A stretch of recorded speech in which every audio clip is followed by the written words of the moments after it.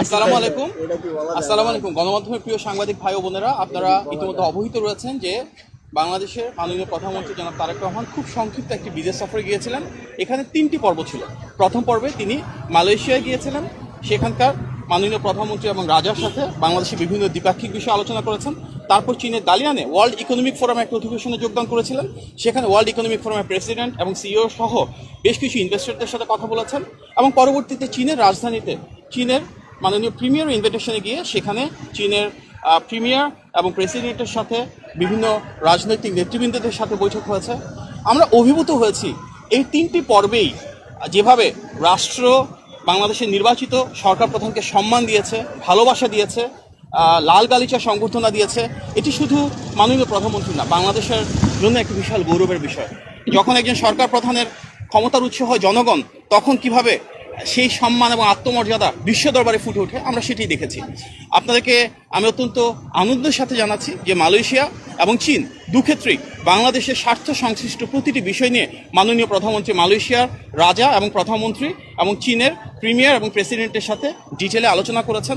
বাংলাদেশের স্বার্থ, বাংলাদেশের সার্বভৌমত্ব এবং বাংলাদেশের বিনিয়োগ কীভাবে বৃদ্ধি করা যায়, বাণিজ্যের প্রসার কিভাবে করা যায়, কর্মসংস্থান কিভাবে সৃষ্টি করা যায়, পিপল টু পিপল কানেক্টিভিটি অর্থাৎ শিক্ষা, স্বাস্থ্য, কালচার, মিডিয়া প্রতিটি ক্ষেত্রেই কিন্তু দুই দেশের সাথে বিস্তৃত আলোচনা হয়েছে।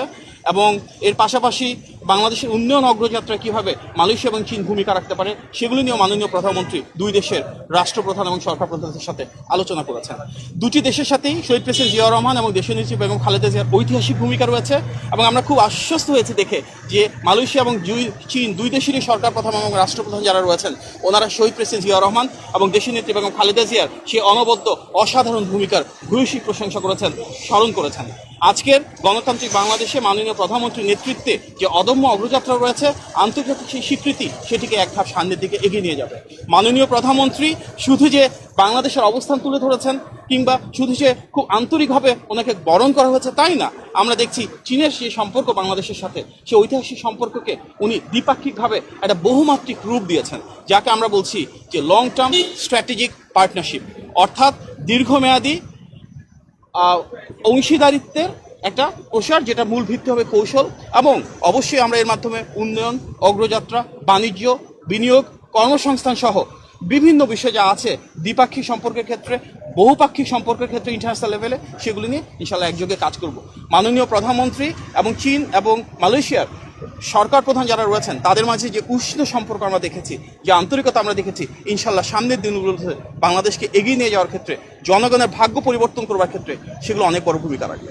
আজকে আমরা দেখেছি যে এখানে কিন্তু মাননীয় প্রধানমন্ত্রী ইতিমধ্যে নির্দেশনা দিয়েছেন, দলীয় কোনো নেতাকর্মী আসেনি, কোনো র্যালি বা সমাবেশ করতে মানা করেছেন। এই যে একটা নতুন ধরনের রাজনীতি, এই যে একটা ব্যতিক্রম ধর্মী চিন্তা, সেটির বহিঃপ্রকাশ আমরা দেখেছি।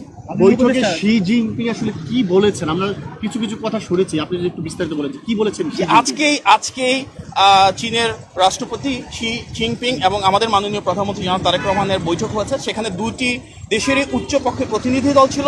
পরবর্তীতে শি জিনপিং এর সাথে আমাদের মাননীয় প্রধানমন্ত্রী একান্তে বৈঠক করেছেন। ওনাদের মাঝে দুই দেশের স্বার্থ সংশ্লিষ্ট অনেকগুলো বিষয় উঠে এসেছে এবং স্বাভাবিকভাবেই চীনের রাষ্ট্রপতি ভূয়সী প্রশংসা করেছেন শহীদ প্রেসিডেন্ট জিয়াউর রহমান, দেশনেত্রী বেগম খালেদা জিয়ার বর্তমানে নির্বাচিত সরকারের সাথে কাজ করবার জন্য অদম্য ইচ্ছা প্রকাশ করেছেন এবং বলেছেন যে সামনের দিনগুলোতে চীন অবশ্যই বাংলাদেশের পাশে থাকবে, বাংলাদেশকে সহযোগিতা করবে এবং বাংলাদেশের স্বার্থ সংশ্লিষ্ট বিষয়ে একসাথে কাজ করার জন্য ইতিমধ্যে দুটি দেশ ঐক্যমত পোষণ করেছে। একটি বিষয় সেটি হচ্ছে, আমরা দেখেছি মালয়েশিয়া সরকারের সাথে আমাদের প্রধানমন্ত্রী আমাদের যে শ্রম বাজার যেটি দীর্ঘদিন ধরে বন্ধ রয়েছে সেটি কিভাবে দ্রুত আবার খোলা যায় সে বিষয়ে কথা বলেছেন, এটি আমরা দেখেছি। কিন্তু আমরা ইতিমধ্যে বেশ কয়েকটি গণমাধ্যমে দেখেছি যে সেখানে রেকর্ড করা হয়েছে যে খুব শীঘ্রই মালয়েশিয়ার শ্রমবাজার বাংলাদেশের জন্য খুলছে না। আসলে সেখানে কি কথা হলো যদি একটু দেখুন। এটা শুধু বাংলাদেশের ক্ষেত্রে না, মালয়েশিয়ার শ্রমবাজার বিভিন্ন দেশের ক্ষেত্রে প্রযোজ্য। ওনাদের অভ্যন্তরীণ যে নীতিমালা রয়েছে সেই ইন্টারনাল প্রসিজিয়ার ফলো করবার পরে যত দ্রুত সম্ভব যদি কোনো দেশের মার্কেট ওপেন করা হয় তবে বাংলাদেশকে ফাস্ট ট্র্যাক করা হবে, প্রায়োরিটাইজ করা হবে। বাংলাদেশের এটি একটা অন্যতম স্বার্থের জায়গা।